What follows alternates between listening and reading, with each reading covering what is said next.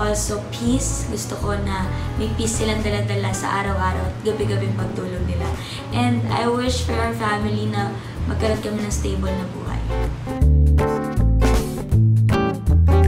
Sa friends, I wish na genuine yung friendship.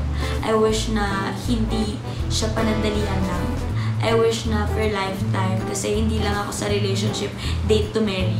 Yung mga kaibigan ko, kung pwede ko silang ipak sa buhay ko hanggang dulo ng buhay ko, gagawin ko yun. Kasi I really cherish and I really treasure each and every single friend na meron ako.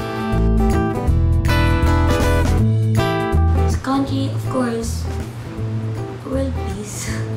Gusto ko ng peace para sa bansa natin and at the same time progress.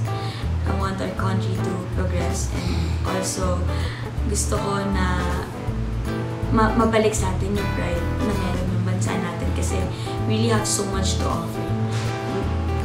Perlas tayo ng silanganan. So, grabe yung kayamanan na meron tayo. Hindi lang sa kung ano-anong resources pero yung bansa natin mismo, puno-puno siya ng yaman. Hindi lang sa tangible things but yung hospitality, yung love, and yung smile and skills and talents na meron yung bansa natin.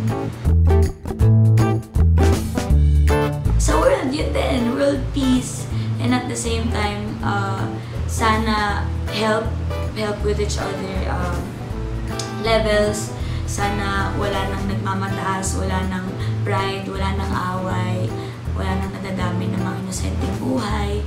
Sana, hanggat maaari, sana maging posible na wala nang gera.